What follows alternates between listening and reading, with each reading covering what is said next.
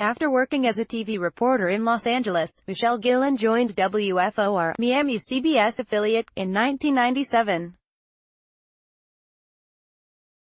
Since then, she's been nominated for 46 regional Emmys and won 25, but she says her career as an investigative reporter suffered because of a culture of sexism, bullying, and harassment at the network. In a gender and age discrimination lawsuit filed this past Friday in Miami federal court, Gillen says she endured so much sexist harassment from colleagues that showing up to work at the station eventually made her physically ill.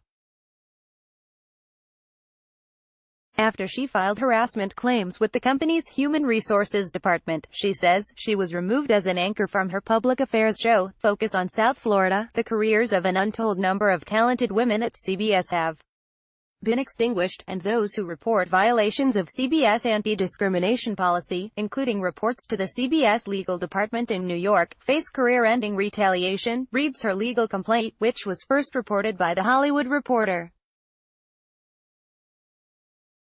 Representatives for Gillen and for WFOR did not immediately return messages from New Times. A spokesperson for CBS television stations told New Times that the Miami affiliate did nothing wrong. "We are confident that Michelle Gillen was treated fairly when she worked for WFOR TV, and station management's decision to not renew her contract in 2016 was justified," a corporate spokesperson said via email. "Her claims are factually inaccurate and will not survive scrutiny." It should be noted that Les Moonves, the chairman and CEO of CBS Corporation, the local affiliate's parent, resigned this past September 9 after allegations he sexually harassed several women. In the lawsuit, Gillen singles out local CBS anchor and investigative reporter Jim DeFede for allegedly routinely bullying her. DeFede, who joined CBS Miami after working at Miami New Times and the Miami Herald, began as Gillen's junior colleague in the station's investigative unit.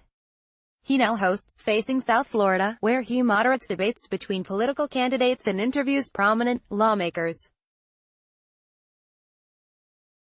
DeFede has repeatedly referenced the but behind the scenes, Gillen claims. DeFede regularly made disparaging remarks to her and about women in general. During one 2014 exchange, Gillen says, DeFede exploded at her in front of their colleagues and then disparaged the station's female viewers as a whole. Her lawsuit claims DeFede said he did not want to bother figuring out what stories will attract women who are menstruating and watching Blue Bloods, a TV program starring Tom Selleck.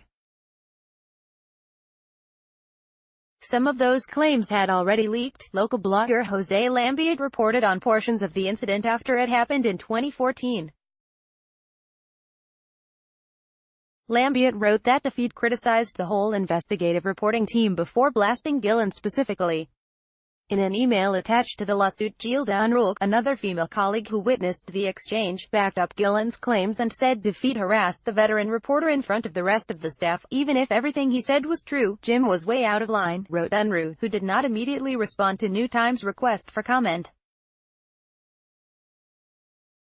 "He said was vile. He was bullying, as is his reputation," Unruh later added. "Not much offends me, but that comment about menstruating is indicative of what I believe to be his misogynistic views about women, his belief that he is a news god, and that he gets to play by different rules than everyone else." Unruh said no one else in the meeting spoke up to defend Gillen. Reached by phone, DeFede said he could not comment and referred a New Times reporter to WFOR management.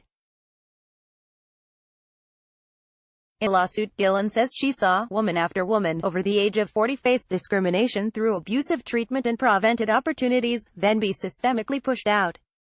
Those who went to Human Resources found resistance in the form of questions such as, "Are you sure you want me to write your complaint down and send it to New York?" Ultimately, many of them simply walked away by resigning or signing confidentiality agreements, she says. That misogyny was endemic throughout the station, according to the complaint. In the sales department, a manager scheduling a meeting with a female buyer once yelled across the room, "Do we want to set up a meeting with name omitted today, or is she on the rag?" Elsewhere, Gillen says the station failed to support her stories, both emotionally and financially. She says she was often belittled for pitching stories that wound up winning awards, including Emmys. She says she was even forced to front the production costs for multiple pieces despite the fact that other investigative reporters, including DeFede, were not required to do the same. Gillen also says her two female bosses, manager Carrie Hernandez and news director Liz Roldan, regularly rejected her story ideas but then passed those pitches along to men or younger women on the staff. In one case, she was edited out of her own segments, she says. In another instance, she was asked to consult on a story about identifying criminals even though she says station management knew the entire time that CBS planned to give the story, and her work, to DeFede. Gillen took a voluntary leave of absence sometime after the menstruation incident. Her first day back at work, she says, she sent a formal HR complaint against DeFede, Hernandez, and Roldan from her home computer before driving into work. When she arrived at the station, she was told she'd been removed from anchoring Focus on South Florida. A younger reporter, Erica Sargent, replaced her. Gillen says she went directly to Roldan's office to say she believed she was being attacked for speaking out. "I guess you are aware that I filed a formal complaint for discrimination," Gillen said, per the suit. "I am aghast that a few hours later my show was taken from me. I consider this retaliation. God damn it, no one was supposed to tell you," Roldan allegedly responded. "No one can keep a secret in this newsroom. It is just a business decision for us. Don't take it personally. Nobody knows," Sargent.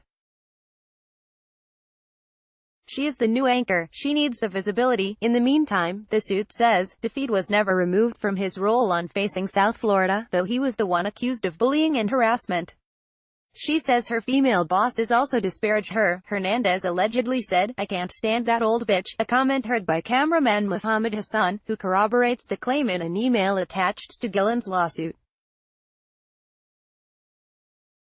Hassan filed a separate complaint for age discrimination that was settled with the station, according to the lawsuit, after Gillen reported the alleged harassment to CBS's Corporate Human Resources Office. She said the network's so-called internal investigation was a farce and that HR representatives made inappropriate comments such as telling her she could not file a gender discrimination claim because some of her bosses were female. In another instance, she says, HR reps told her that they must rely on the man upstairs, meaning God, and that bad karma will catch up with the people doing this. Following DeFede's alleged blow-up, Gillen says, an HR rep from New York visited the Miami station. After Gillen told the rep that work stress was making her ill, the HR employee told her DeFede had done nothing wrong. Gillen says, "There was no policy violation in there," the employee allegedly stated.